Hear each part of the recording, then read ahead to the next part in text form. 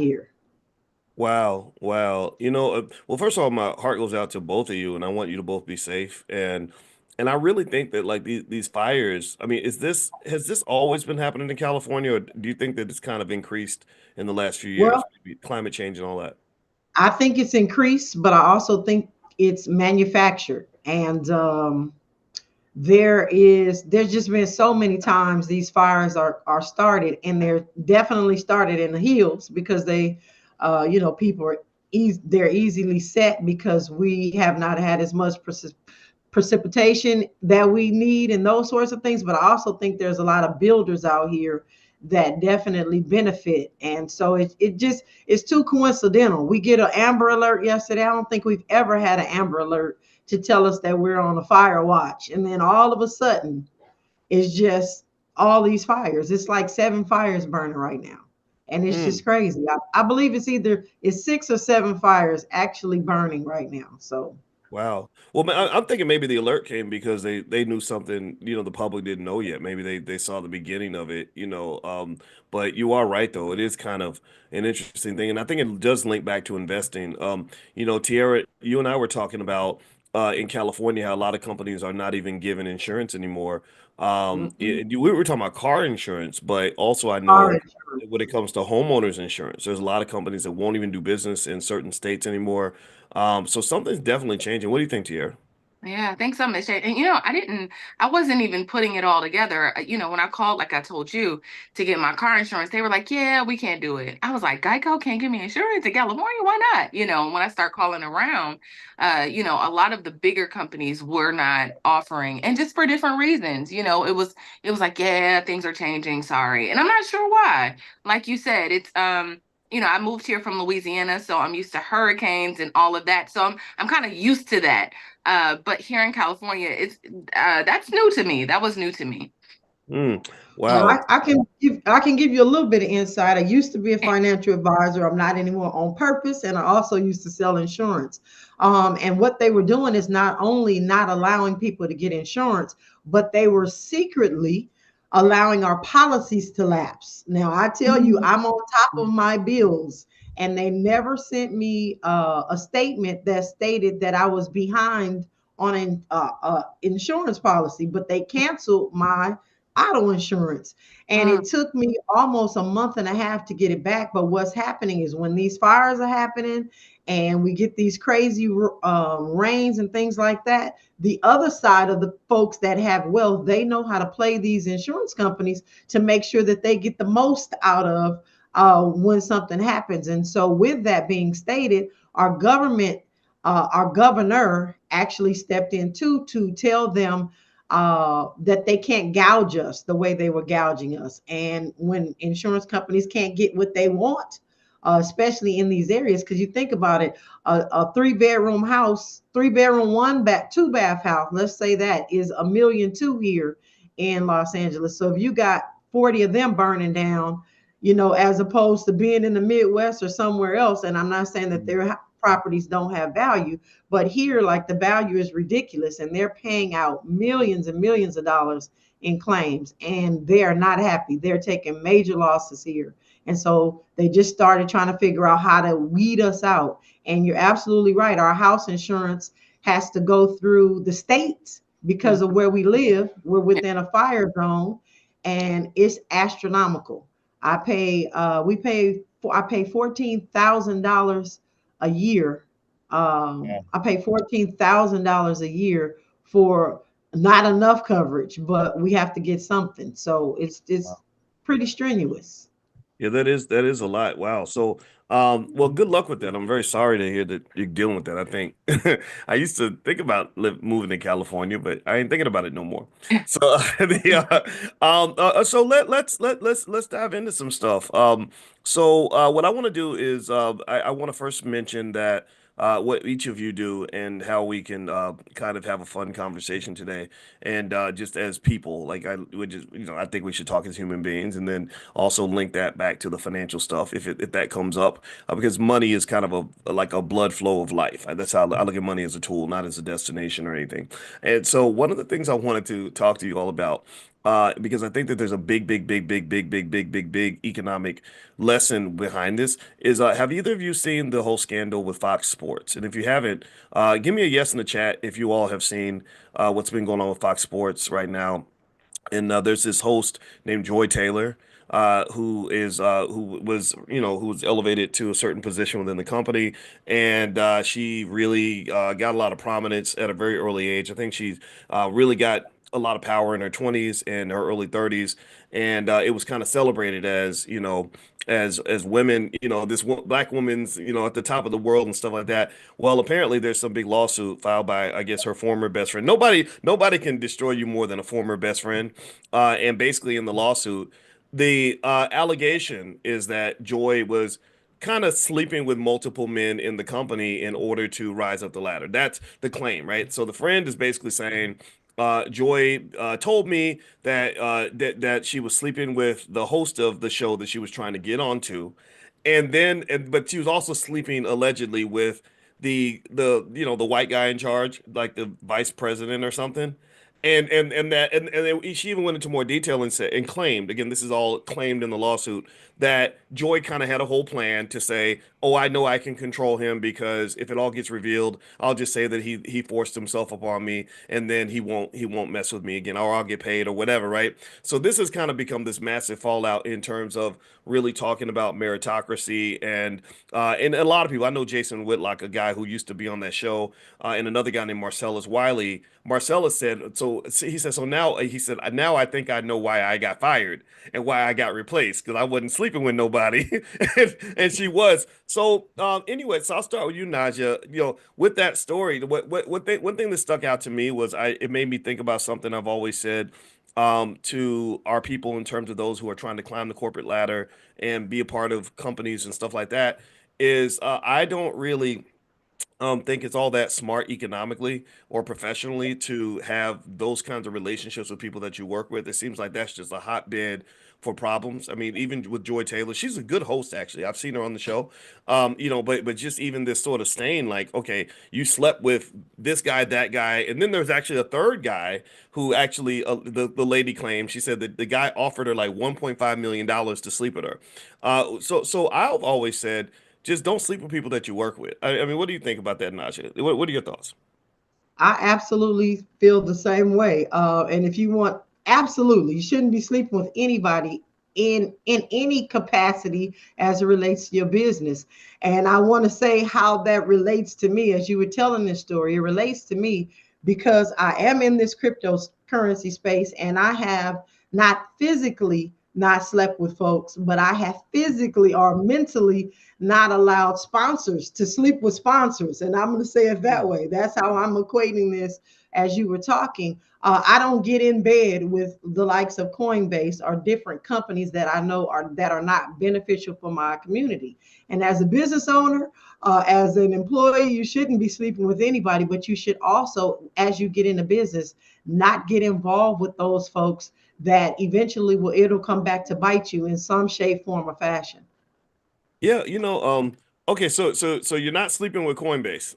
Okay, got it. I'm Not messing. sleeping with I'm, Coinbase. I'm not sleeping or rocking with the whole bunch of companies that they would love us to sleep mm. with because we know the underlying circumstances and it's soon to get out and you don't want to be in a position where you put yourself and the people that you love in a precarious situation. So that's what I was thinking about as you were talking about that. Yeah, we know. Well, just for full disclosure, everybody, I want y'all to know that I do sleep with my coworker. Her name is Dr. Alicia Watkins. She's in the other office, and it's been recent, and I just have to come out and confess and apologize publicly for the fact that yes, there is lots of shenanigans happening in this company, and I'm ashamed of it all. But anyway, I'm being stupid.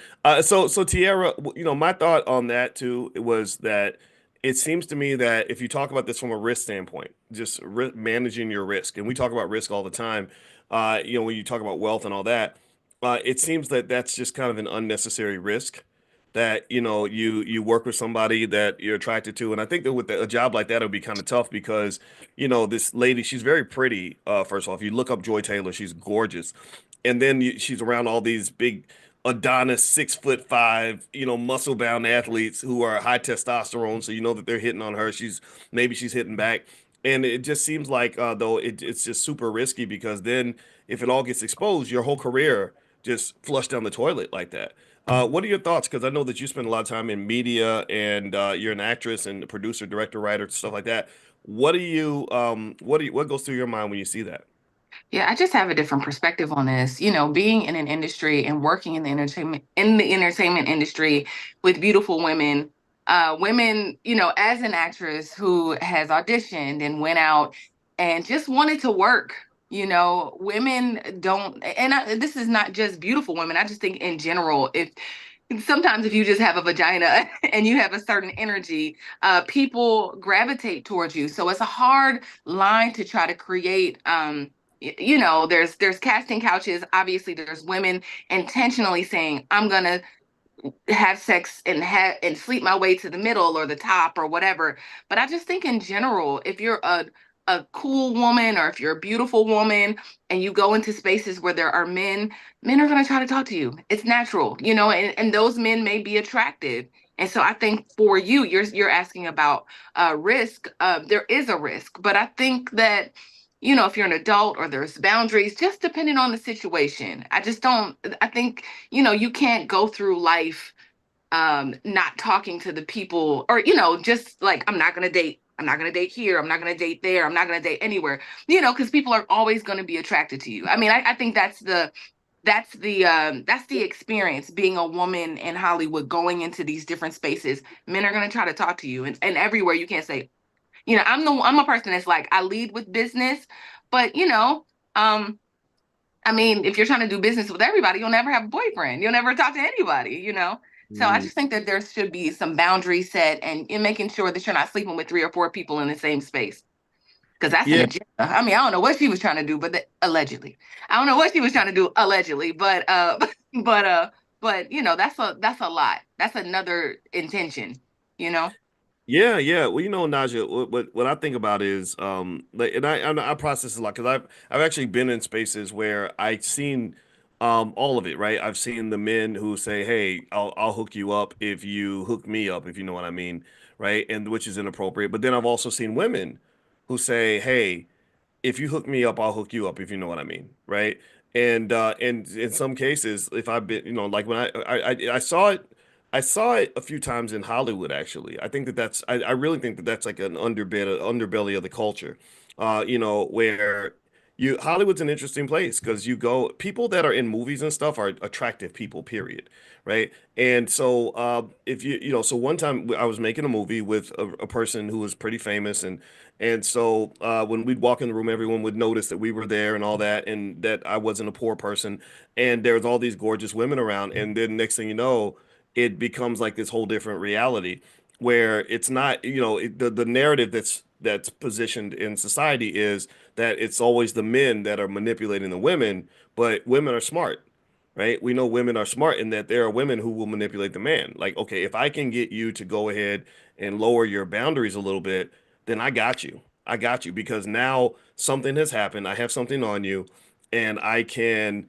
move you around like a puppet now. Because you know that I got you by the you know what's, and if you dare fire me, if you dare don't give me what I want, then I will be able to shape the narrative into whatever I want it to be.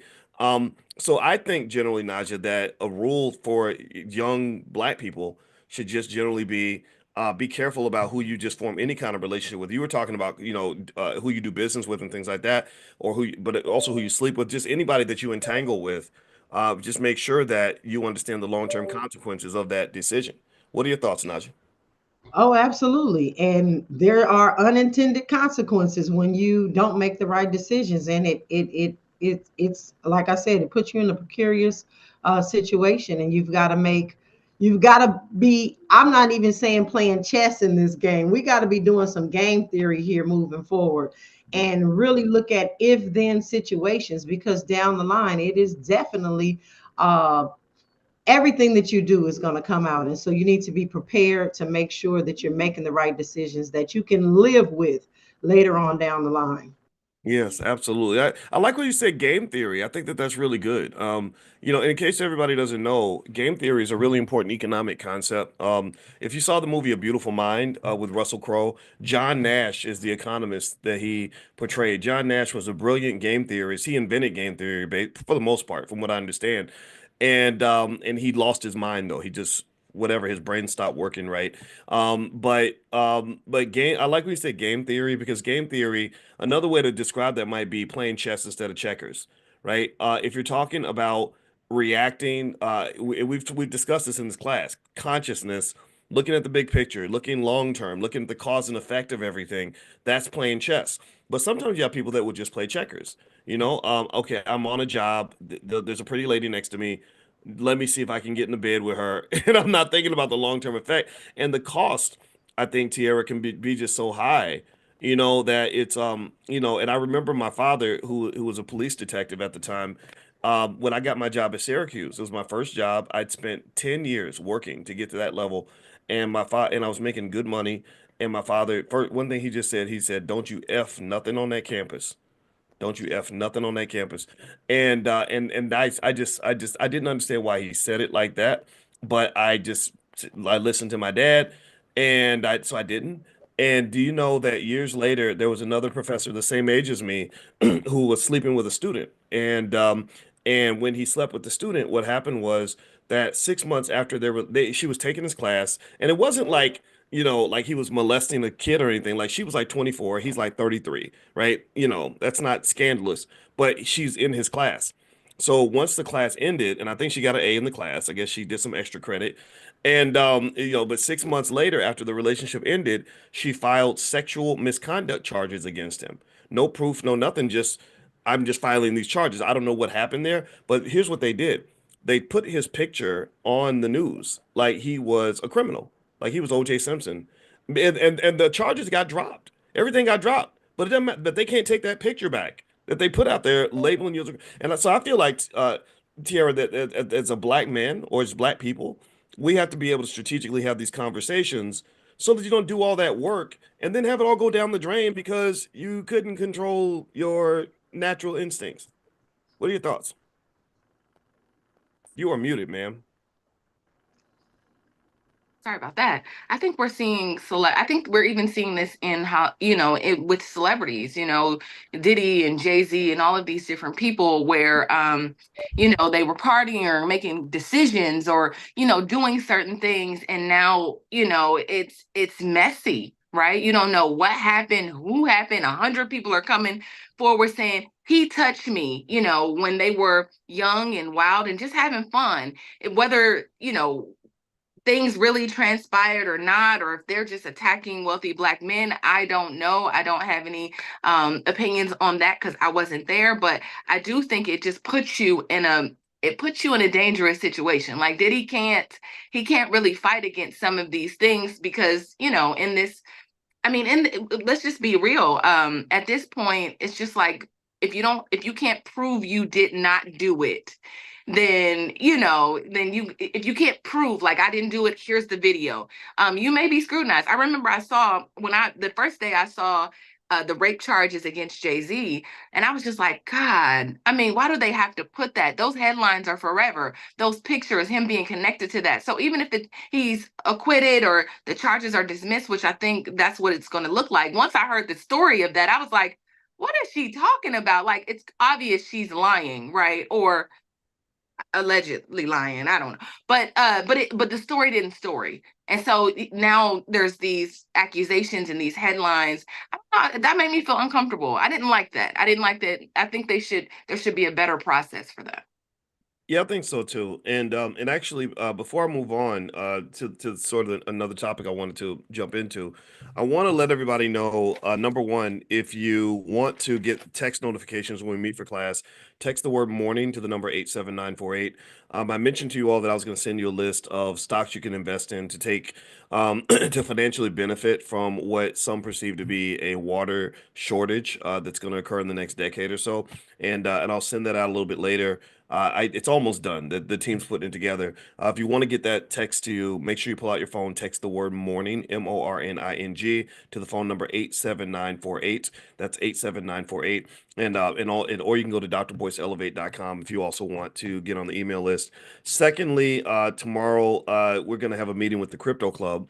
And so, Naja is going to be our guest in the Crypto Club. And I'm actually ask Naja in a second. I would like for you to talk about what you're doing with crypto so everyone knows about that. And then also, Tierra, I know you got some stuff going on. I want to address that in a second. But for now, I want to ask Naja.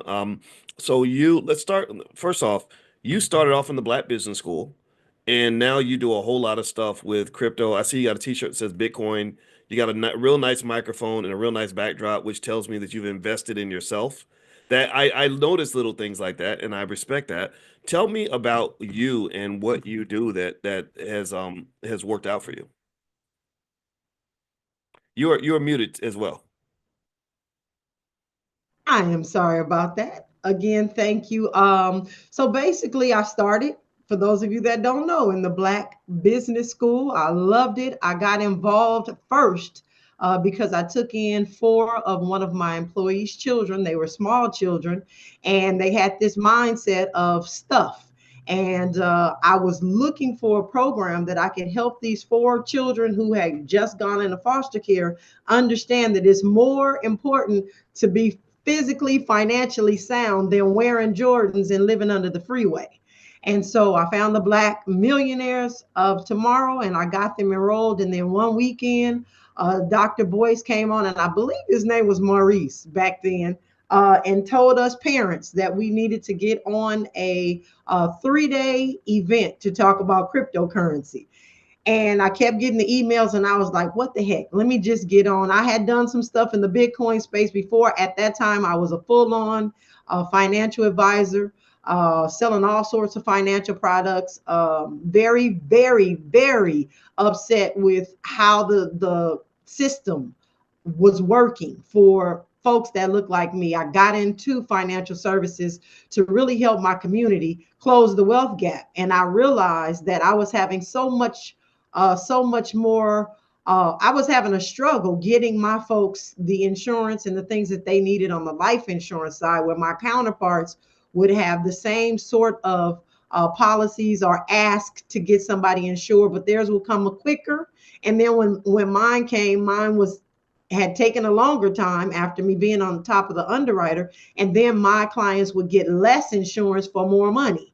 And so really disgruntled with how that system worked. I had been looking for some things to do. And somebody had told me about Bitcoin probably back in 2011. They had started mining Bitcoin. I was this, I don't want to say highfalutin financial advisor, but we were doing pretty well. And I just thought it was funny money. I didn't want anything to do with it. They were Bitcoin mining. I didn't understand it. And then come back around, of course, the smart thinking she was smart financial advisor, tried to get involved with Bitcoin by myself without asking some of the ones that I knew were mining. And I lost a whole lot of money. And I felt like the Bitcoin space was just an absolutely total scam because I didn't understand it. And it wasn't until I got onto that free Zoom with the Black Bitcoin, with the Black Business School, that everybody was transparent and said, hey, listen, we don't really know, but we're going to learn together. And so I spent that Friday, Saturday, and Sunday on that 3-day thing with Maurice. I still believe that's his name. And I just woke up Monday and told my husband, look, I'm not going back to financial services. I really feel like I got an epiphany that this thing called Bitcoin and cryptocurrency can close the wealth gap, because in the financial services industry, we are still beholden to their rules, what they decide to pay out on. There were just so many inconsistencies as it related to our community. This was my opportunity to really break away from the systematic oppression even inside of the insurance company. While you all may think it's very equal playing field, it is absolutely not. And I can tell you some things, but I really Let had me to. let me interrupt you real quick though. I want to ask you about your crypto stuff. What cryptos is crypto? Would you say crypto is kind of your main thing? Like that's the thing that you work on and you think about every day and stuff like that? Absolutely. Okay.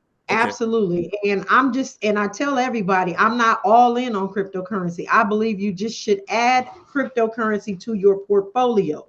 You've got to be diversified. And when you say what cryptos, again, I started off with you. I still have most of the cryptocurrencies that we bought through the Black Business School back in 2017. Some of them have fallen, some of them have gone up, as you know, Bitcoin has. Some of them have totally disappeared. They no longer exist. But I think if we look at it as it relates to our financial situations, when you add just a little bit of cryptocurrency to your portfolio, then you diversify within that asset class. And so I look at cryptocurrency as an asset class, just like you would look at precious metals. You have gold, you have platinum, you got all these things inside of the cryptocurrency space. You need to diversify, even though I preach Bitcoin for long term. And there is a difference. If you want to do something quick and you want to be paying attention and you think you're going to get rich quick, you get involved maybe in the altcoins. But there is a huge difference between Bitcoin and 95% of the altcoins that are out there. So you just got to be careful and you got to have a game plan, just like you do in the regular financial industry. You got to have a game plan. What's your end result? And then you work backwards to make sure that you reach it. Okay. So that's my Your take. shirt says Bitcoin on it. Is that because Bitcoin is your favorite crypto? What would you say No, top three? my shirt says Bitcoin on it because I believe that Bitcoin is the only coin that is self-sovereign, that we are actually able to hold, control, do what we want to do, is needed for our community. I say for the very first time, I haven't seen any financial instrument that is going to be able to do what we need done in the future. I'm not talking about today, I'm talking about future. Just like you buy a 401k for the future, I get involved in Bitcoin for the future. And Okay. so that's why. And Oh, I've been Bitcoin only, aside of some things I'm doing right now. So, but I've been Bitcoin only. And again, I bought some stuff at the Black Business School that I've just let sit there. But daily dollar cost averaging, weekly dollar cost averaging, for me, it is Bitcoin. okay. So one last question I'm gonna ask before I don't want to go back to Tierra in the second on some of this is so you would you say that when you deal with crypto every day, first off, I guess would you say that you because when you reached out, you kind of said that this is what you kind of do professionally. So what does that look like? Does that mean you're on the blockchain? Does that mean that you do work with the different types of wallets, or that you use the different platforms, or you do commentary in the crypto? Like what in what capacity is your involvement with? Because I can tell you're connected to the space by the even the backdrop and everything. Tell me exactly like what that kind of looks like in a typical week for you. Absolutely. So again, jumping into something, learning how to swim as I got in it, I had to figure out how does what I do right now translate into this space. And so my husband and I opened the first and only right now Black brick and mortar cryptocurrency bank. I am in Inglewood, California. So we buy and sell Bitcoin with Bitcoin only. That keeps my regulatory situation on track because I'm not selling the security. And so we do sell Bitcoin. I also have a talk show, the longest running nationally syndicated talk show. It's called Ahead of the Crypto Curve. I'm on Tavis Smiley's network. I am the person that actually put together the curriculum and all of that information for Jay-Z and Jack Dorsey at the Bitcoin Academy, which I still do. I have a tour that I go across the country to try to educate Black folks for free in the places that they are. So I don't have any convention centers or college. I do go to some colleges. I speak at a lot of colleges, but I try to meet folks where they are. So we set up small uh, I call them, they're kind of like pep rallies. We set up these things inside the hood, all across the United States. I spent 50 days going to 41 inner cities. We boots on the ground. We drive from California as far to Florida at the south, Boston at the top. We come across the Milwaukee and we go all down through the Midwest and we wind back up in California. I have a crypto kids camp where we educate children on all the emerging technologies. I call it beast mode. I got in the most trouble in South Central Los Angeles as a kid on breaks because I was at home. I was a latchkey kid. So I got in all this trouble and I knew when to be home. And that was 5 o'clock when my mom and dad were coming back from their good jobs. And so I say we go beast mode on breaks. So I teach children, and beast mode stands for blockchain. The E is evolution of money, which is cryptocurrency. A is artificial intelligence. S is security, cybersecurity. T, technology. M is for mining or machine learning. So we teach them how to mine Bitcoin. And then the O is online gaming. They're playing games. They better get paid for it. I do drones, which is the D, and the E is engineering. And so I just took what I normally do in the educational space of as a financial advisor and just turned it all into what I do in the cryptocurrency space. I like that. Did y'all like that? Beast mode. Y'all know I love my acronyms. Y'all know I love my acronyms. That's great. That was, Lord.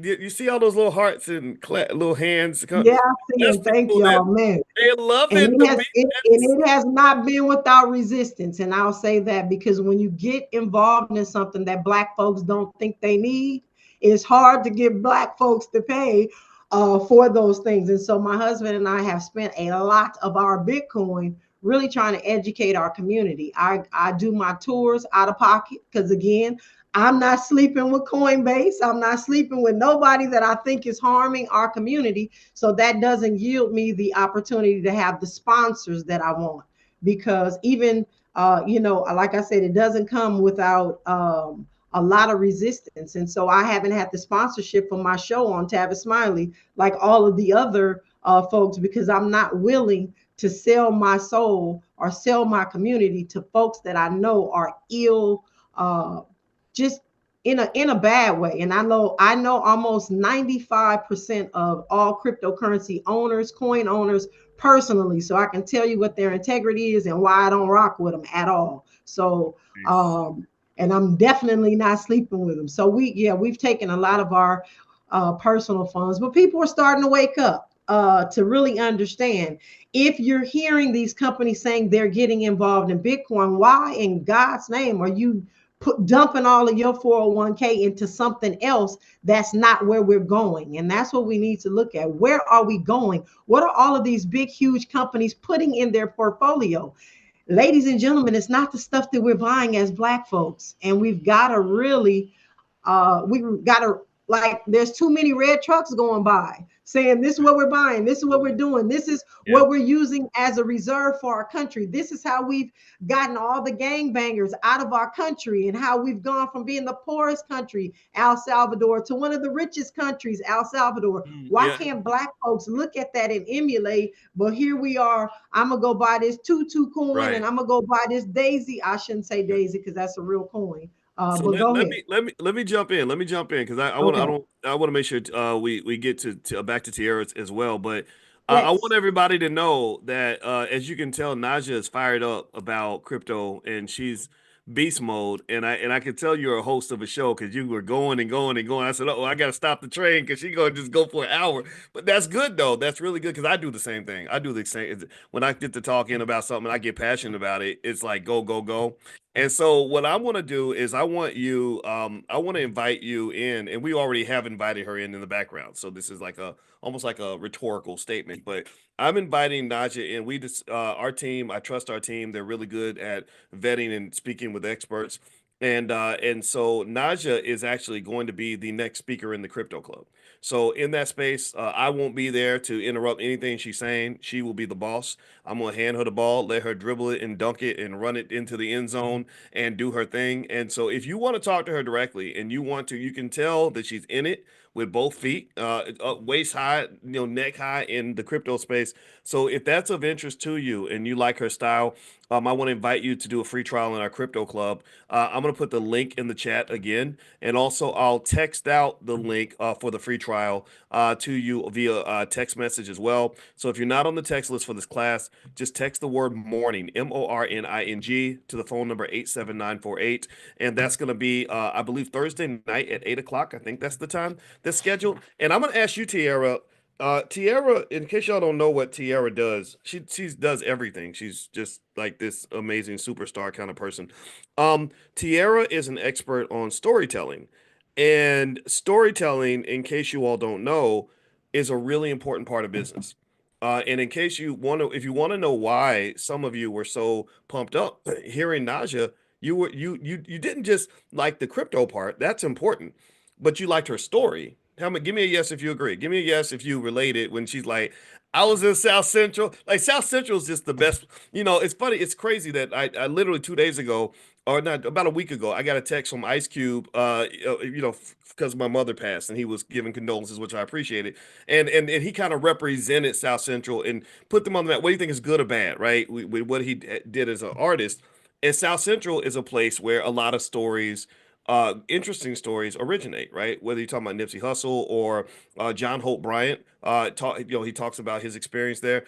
And so Naja was telling her story in a really powerful way where I was like, this is really interesting. So it wasn't just the crypto, and I want y'all to be conscious of this. It wasn't just what she does. There's a lot of people that do crypto. It was the story attached to it. And it wasn't just the what in the how, it was the why. Why are you doing this? You're doing this for the community. You're doing it for the kids. We're going beast mode, right? South Central, we're going around the country. We're making it happen. We have integrity in terms of how we're doing business. This is, in my view, and I'm going to go to Tiara because I want to get your assessment on how she told her story and the importance of storytelling. But basically, what I want everybody to understand is as you're investing, as you're building, when you're starting businesses, whatever you're doing, remember there's value in your story, right? And then also there's value in your purpose and your passion. Your purpose and your passion will drive you when the money ain't there. And that's, you got to know that you cannot just do business just to make money, or it will be boring, dry, draining, whatever. And a lot of you have been stuck in these passionless situations. Maybe you have a passionless relationship. Maybe you have a passionless job where you're just sitting there pulling a lever all day. There's nothing there. There's nothing driving your internal energy. So find that purpose, find that passion, find that story that's gonna motivate you. And then when you share the story, that natural motivation will come out to other people, and that will make them want to partner with you. That'll make them want to invest in you. That'll make them want to buy your product. And in fact, actually, and I'm gonna say this last thing, and then I'm gonna pass to Tierra. Most venture capitalists who invest billions of dollars, they don't just invest in the business you're in or your ability to run it. They also are looking at the entrepreneur and their story to say, I believe in this person. This person's going to burn the midnight oil and make it happen. So Tierra, take it from there. Tell me what you thought about the way Naja kind of broke that down. And you got to unmute yourself, probably, I bet. But what was your assessment? Yeah, I was over here. I'm taking notes. I was like, yes, Naja, yes, girl. Because I do believe that. I think, if she would have just said, I'm into crypto. Here's what I do every day without putting that story with it. I think we wouldn't have all been moved. And so my name, obviously, I'm Tierra Williams, story selling expert.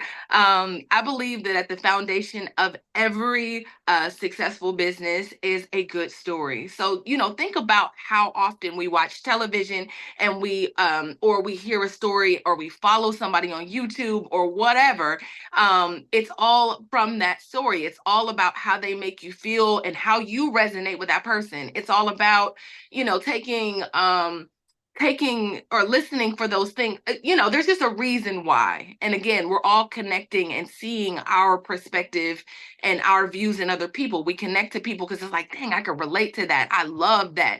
And so I noticed that, and you know, Boyce if I could just go, but I noticed that a lot of entrepreneurs that I work with, that is the thing, pulling out their story and how they want to tell their story or sell their story, how they can put it into their products, how they can put it into whatever it is that they are creating.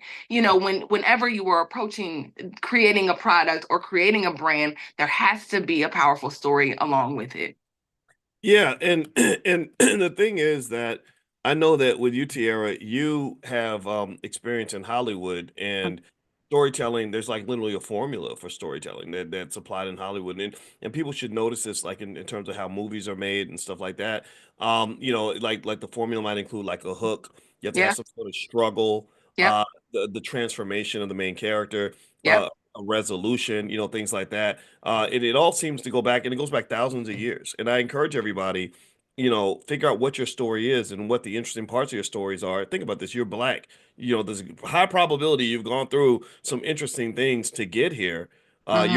You are special. Everybody in here is special because most people, period, don't end up in a space like this, where Hmm. you've gone through a journey to even get to the point where you see the value in being in this all Black space where we're getting up every single morning at 10 a.m. and talking about economics. There's something that's driving you. And I encourage you to think about that, that those challenges, ups and downs, and how to kind of frame that in a way where you can say, look, this is why I'm doing what I'm doing. And that will help you as you're building whatever you're building.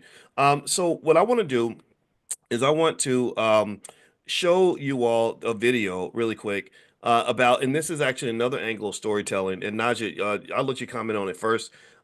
This is something because this is big in the crypto space. In that you mentioned earlier that one thing about crypto is a lot of the currencies I noticed they do have their story, about why they created the currency. And I remember seeing a stat that says something like 12,000 of the different cryptocurrencies that were created have like disappeared. Like for example, I'm sure you saw the thing with the Haktua girl, and how Yes. she, they made 100 million or whatever, how much it was, and then they just dumped the coin, and now it's a problem. Well, well, sometimes storytelling can be used in a way that is harmful. Right. Hmm. Sometimes people can give an inspirational story because they just know, like, okay, I can get people to catch the Holy Ghost, tell them about my journey and my struggle out the hood, and then everyone will get excited and they'll just give me all their money. So I'm gonna play a video, Najee, and I'd like for you to comment on this first. This was actually something I just saw in the Shade Room. They do these investigative reports, and here's an example of where storytelling went bad. There's a company that was telling their story, and a lot of investors gave them millions of dollars. And unfortunately, it hasn't turned out so well. I'm not going to call it a scam, but I am going to say that it is definitely something that, um, that you want to pay attention to, right? So while I encourage everyone to pay attention to the stories, I want you to just kind of know some of the risks that might lie out there. So here, I'm going to play this video. Let me know if you all can hear it. Give me like a thumbs up or something, ladies, if you all can hear this audio. So here we go. Well, we just got scared that something fishy was going on. $46,000. $100,000. I lost upward of $300,000. BK Lobster, the seafood franchise, dozens of people invested in from New York, Atlanta, Miami to Phoenix. To us, it was sold as a great opportunity. That was until it was time for these investors to get a cut of their store earnings. The money is gone. The CEO in boiling hot water, accused of not only stealing money from people, but targeting Black women entrepreneurs in the process. And now authorities are getting involved. I'm Justin Carter. This is TSR Investigates. Concept seemed promising, a seafood franchise with urban flair. That is how the BK Lobster franchise, named after its roots in Brooklyn, it took off in New York and beyond, and in the thick of the pandemic. As for the CEO, Rodney Bonds, his goal has always been to grow the business by franchising to Black entrepreneurs. But for months, the Shade Room has been getting emails, phone calls, and messages saying that the CEO tricked them into fraudulent deals and contracts. And the proof really isn't hard to find. Store after store after store permanently shuttered. So we started looking through the receipts ourselves. Now, we launched in 2019. After only being open 5 months, a pandemic hit.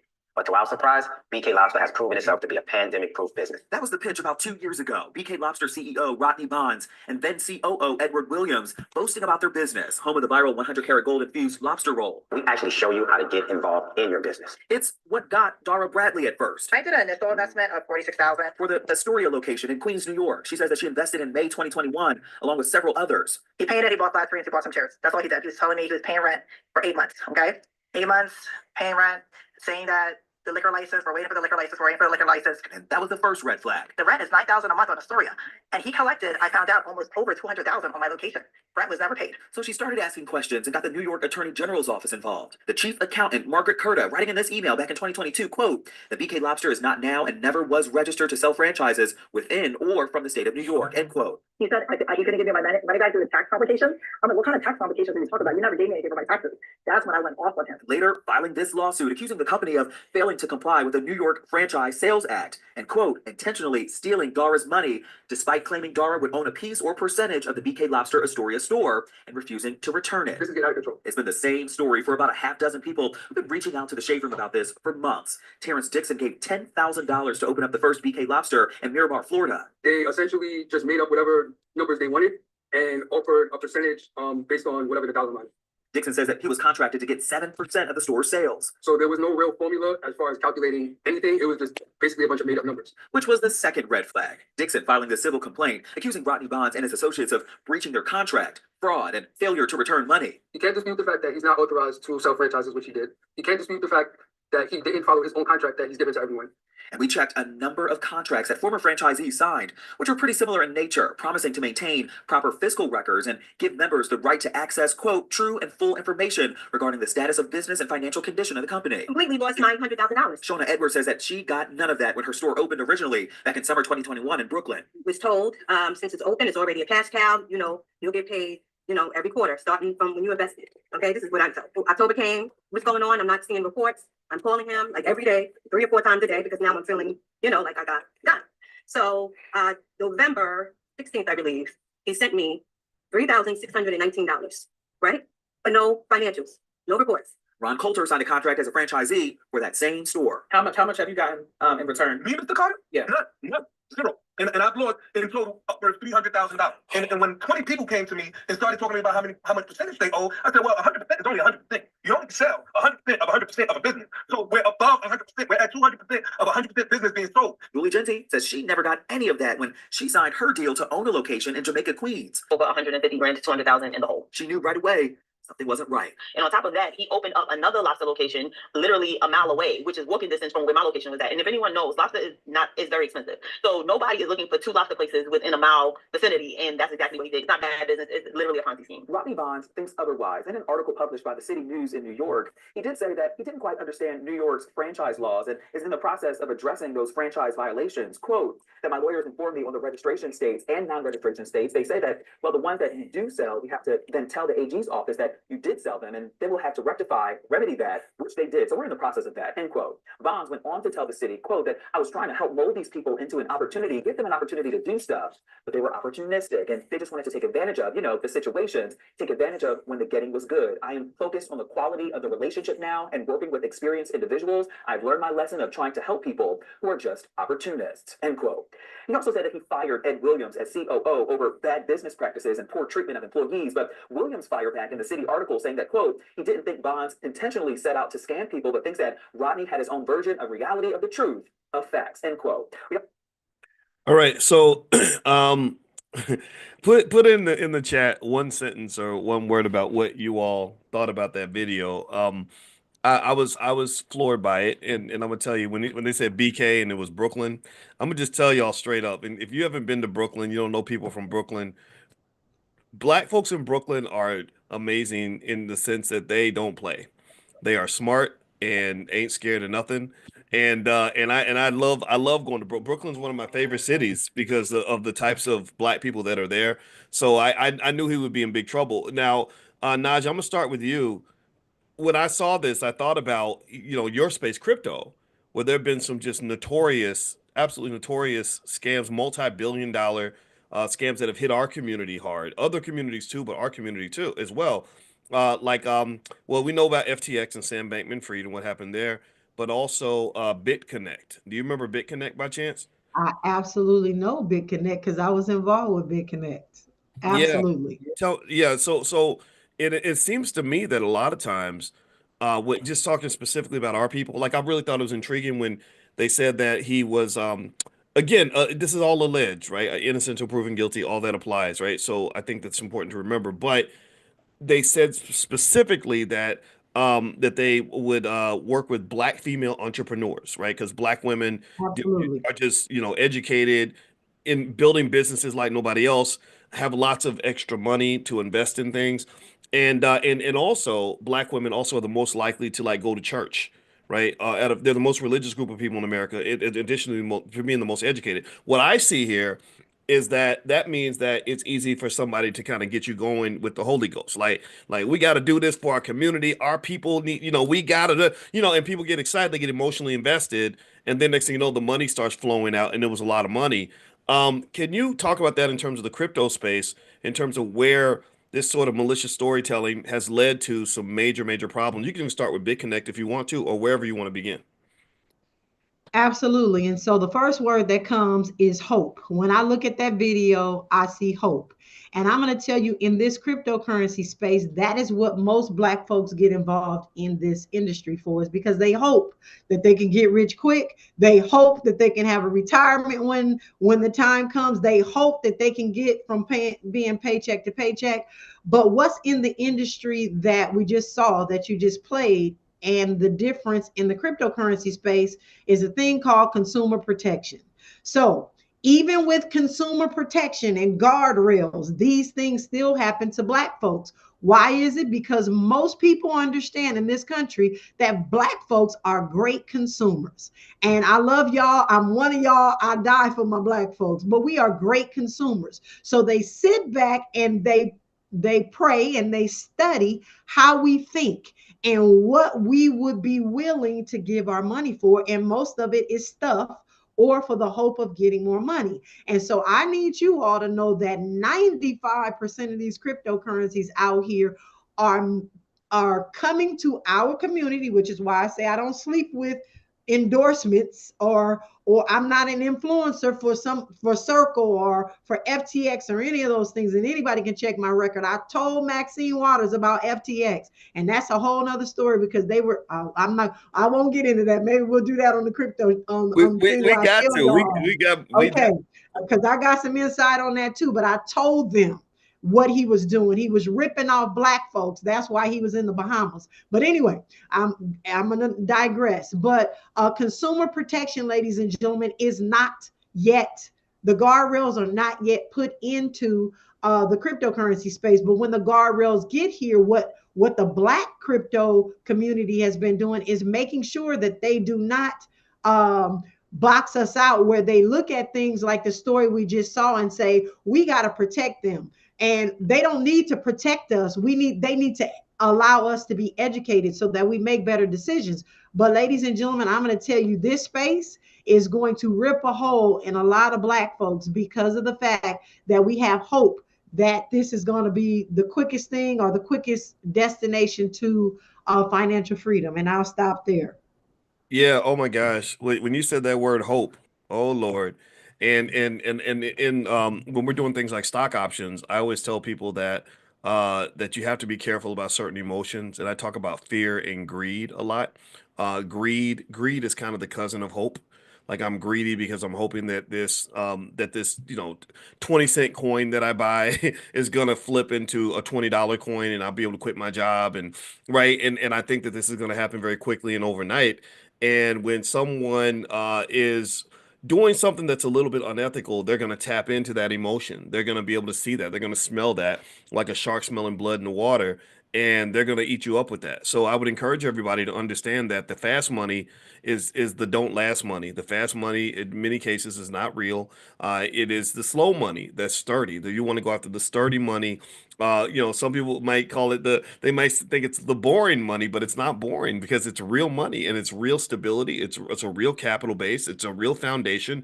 And unfortunately, Tierra, in the culture, it seems like there's a culture where we're constantly hearing about somebody that gets a record deal where they suddenly become rich overnight, or somebody getting a deal with the NBA and suddenly they're making all this money, and it gets flashed all over Instagram. Look at this rapper. He bought his girlfriend a new Ferrari for her birthday, and we get all excited about that. And that, to me, doesn't connect with the essence of what investing is. I think investing, generally speaking, comes down to more conservative principles like wealth preservation, consistency, hard work, and building something that's real. So so what did you think about that story, Tiara? I thought that their storytelling, what really got people with that. Again, I'm not even assuming that they are guilty. Again, we got to do innocent till proven guilty. But did you notice, Tiara, how the story was like, yeah, during the pandemic, this happened and da da da, and we just want to do this for our people and blah blah blah blah. And you can see how the story would pull people in, and it pulled, and they were putting up big money, hundreds of thousands of dollars. What'd you think, Tiara? You're muted. Y'all gotta unmute yourselves before you start talking now. Come on. Dang it, I'm sorry. The two words that came to mind for me were scam likely.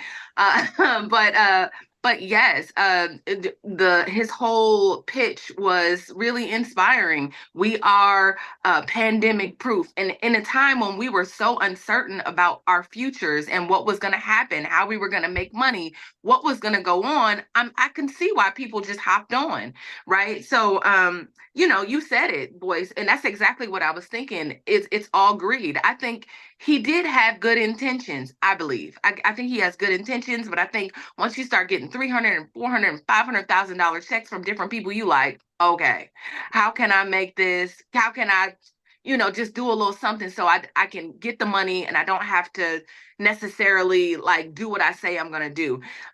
You mentioned Ferraris and Instagrams, and if people look under the hood of those NBA players and even Hollywood celebrities, what I know is that people spent 20 years, sometimes 10, 20 years working, shooting in the gym, really like burning the midnight oil to have those Ferraris, but we live in a space where people just want the result of it, and they'll believe the story like, that was overnight. So I think that we can't always buy into the stories. We have to use our discernment. I'm sure that there were red flags. Red flags. Nobody asked for a financial statement. She was like, well, I didn't see the financial statement, but I sent the $300,000. It's like, girl, like, don't do that. That's kind of your bad, right?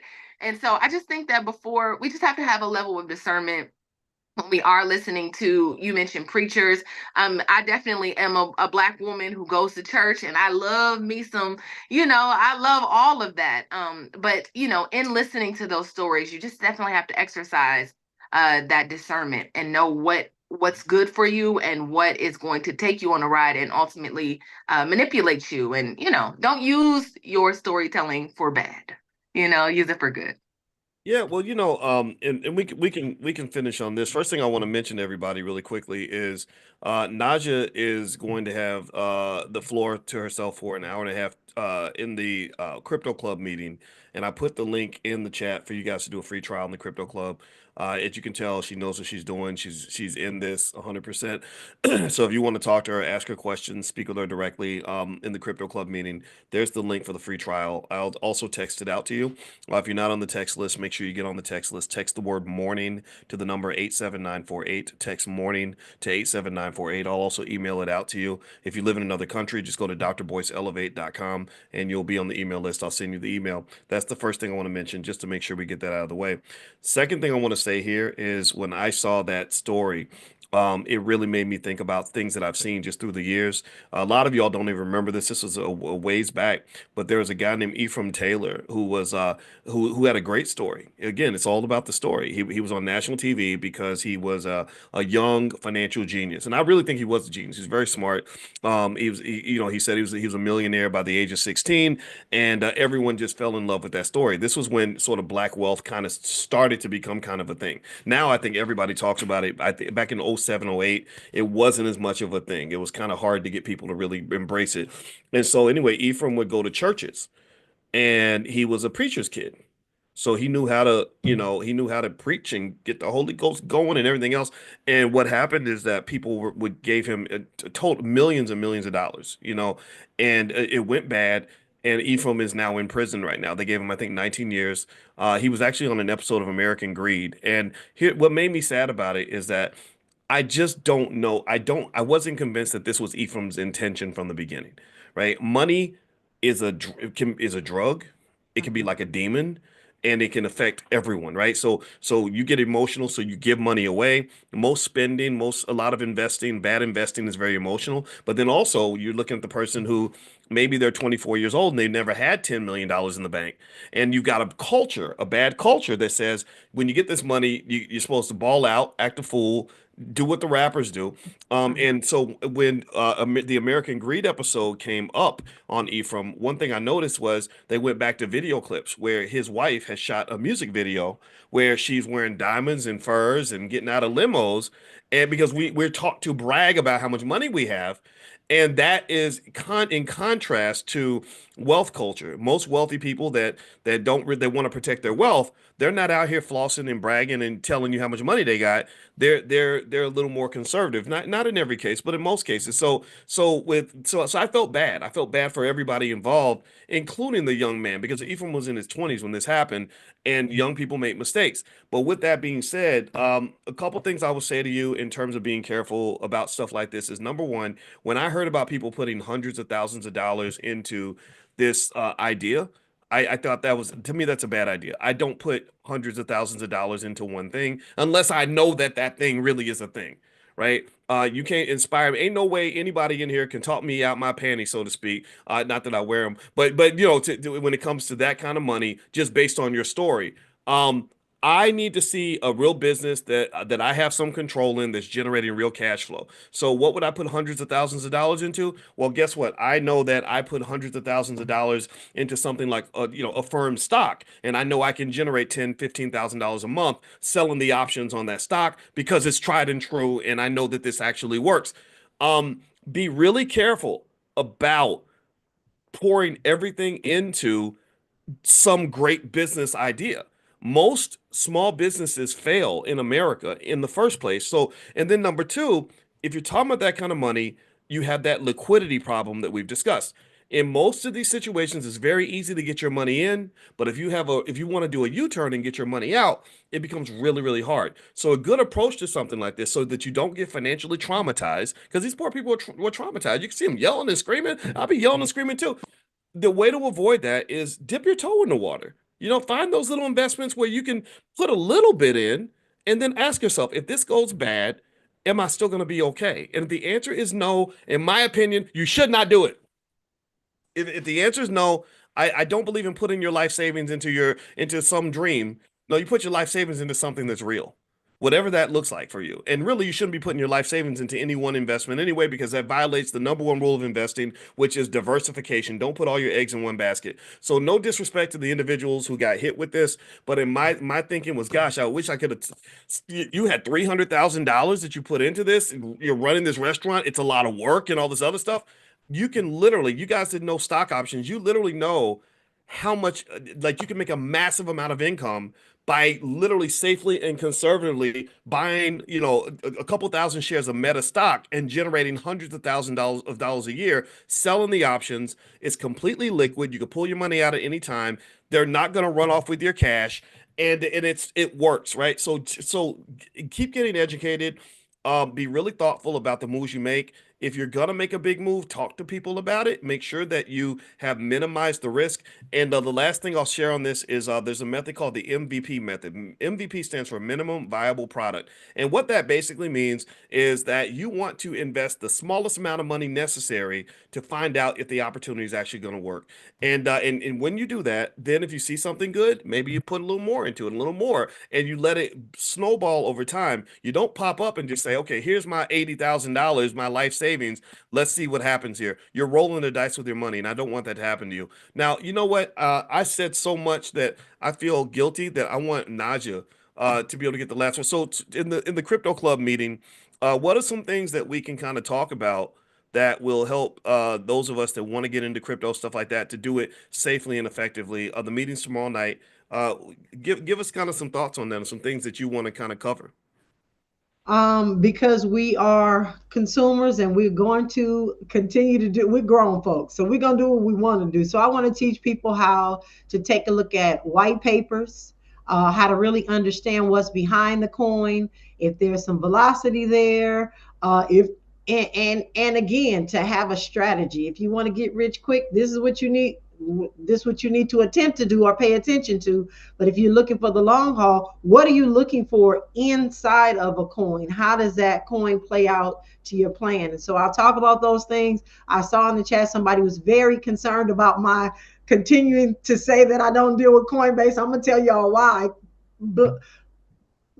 Blank and it black first B1 is, that's what I'm going to say, but I got some other reasons why you shouldn't rock with Coinbase. But that being said, so I'm going to share those things and really explain what the wallets are and how those wallets will benefit you, the do's and don'ts of all the wallets. I have 4 categories of wallets, which most people don't, and I'm going to share with you what they look like and kind of what's behind the 4 wallets, the 4 different types of wallets. And I know folks are like, well, it ain't for, and I'm not talking about the brand. I'm talking about an ice cold wallet, a cold wallet, a warm wallet, and a hot wallet. And I'm going to help you all understand, no matter what you do in this space, those wallets matter. And so, so I'm going to go through that, just give some education. You know, it's just really simple, but we got to pay attention. And this is a space you got to be on your P's and Q's, because they are coming for your dollars. Just know that. They want your dollars. They don't care how they get it. They don't care what they come up with a story, because so they must have gotten Tierra to give them these good stories, because they come up with some stories. But it's like church. You know, you don't want to keep going to a church where a pastor keeps saying, we finna get busy. We finna get busy. And a lot of these coins are telling y'all, we finna get rich. And we finna get rich. And it'll never happen. So you want to go to a church where the pastor is doing something, where they're affecting change in the community around them. So let's take that and look at it through a different lens in the cryptocurrency space. So with that, I appreciate you. And Tierra, I'm definitely going to need to work on my story, because I'm making some moves towards sovereignty. We're dealing with sovereignty with money, but we got to have sovereignty as much as we can in a holistic approach. And so sovereignty with our food. I saw somebody was talking about community and us coming together. We got to get sovereignty with our community. All of our real world assets, we need to get sovereignty with. And so we got to figure out what that looks like, because we cannot continue to allow the same people to dictate our futures, because they have really worked hard to make sure that by 2030, we have nothing and we're happy about it. And I'm not happy about where we're headed. So that's what I'll be talking about tomorrow. Absolutely. Okay. So anybody wants to do a trial in the crypto club, I'll text out the link. But also I put the link in the chat so you guys can take a look at that. Now, Tierra, I want you to get the last word real quick in terms of, and I'm gonna bring Tierra back again as well. I was gonna book one person at a time, but we got the signals crossed. But I thought, why don't we have a fun panel conversation? That's why we went a little bit longer. So Tierra, you're doing a lot of work with Fly Nubian Money and the Fly Nubian Money Club. You and the ladies, you go live every single day at 1 o'clock, or Monday through Friday at 1 p.m. You also have the Fly Nubian Money Investment Club, and you're doing work there. Constance Carter is doing her 7-figure blueprint this Saturday. Tell us about some of the great things you have going on for 2025 in the Fly Nubian Money Club. Yes. So, y'all, we are so excited to introduce the Fly Nubian Money Club. Obviously, it's a spinoff of Fly Nubian Money, the podcast that we have on the Fly Nubian Queen Network. If you are not watching, please join us every single day. We go live Monday through Friday from 1 to 2 p.m. You can text Queens, that's QUEENS, to 87948. And so I just wanted to say that. We have a lot of fun. We have great conversations about mastering your mindset and maximizing your money, right? So we talk about a little bit of everything, but we always bring it back to money. And so running this podcast has given me the idea, us the idea actually, to create the Fly Nubian Money Club, which means that bi-weekly I'm going to bring 2 top experts, or we've actually already started, obviously, bringing 2 top experts into the club and allowing them to educate you on leveling up, taking your finances to the next level. You know, you hop on here every day, thinking about and becoming more conscious of ways that you can make money. I'm just here to help.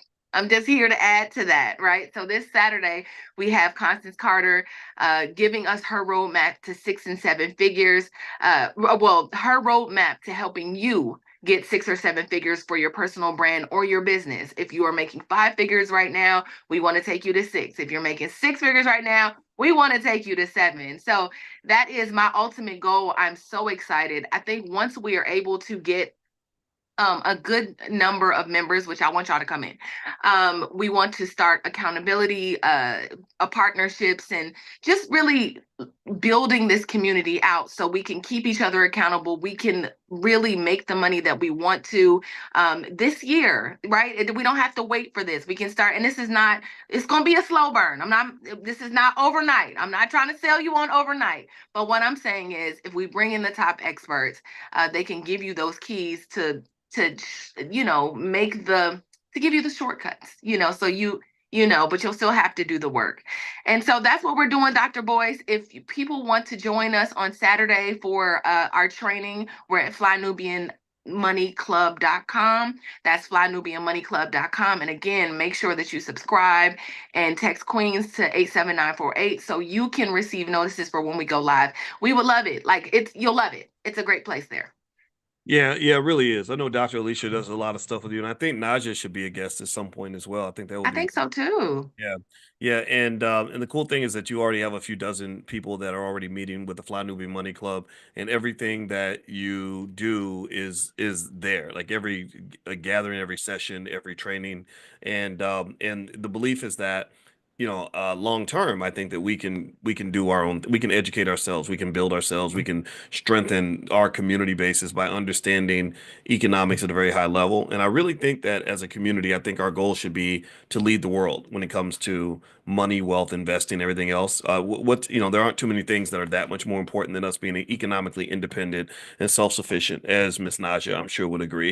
And it's not just economic independence; it's also independence in other areas that matter to you, right? So then you move into what does it look like to grow your own food? What does it look like to be able to survive in the case of a disaster or an emergency, a solar flare, a nuclear war? Like, I think those are other conversations we can have later, but I really encourage everyone to think about these things.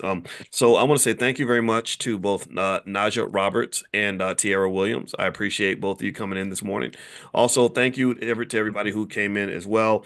And again, if you aren't on the text list for this class, just text the word morning to the number 87948. I will text you tomorrow morning at 10 a.m. Eastern when we meet every day. And also later on tonight at 8:30 p.m. Eastern, we are going to meet for Powernomics training. That's free for anybody that wants to join. We've been reading Dr. Claude Anderson books, and I talked to Dr. Anderson the other day, and he sends his regards and his complete blessing for what we're doing here in the Black Business School as well. So everybody have a good day. God bless you, and we'll see you soon.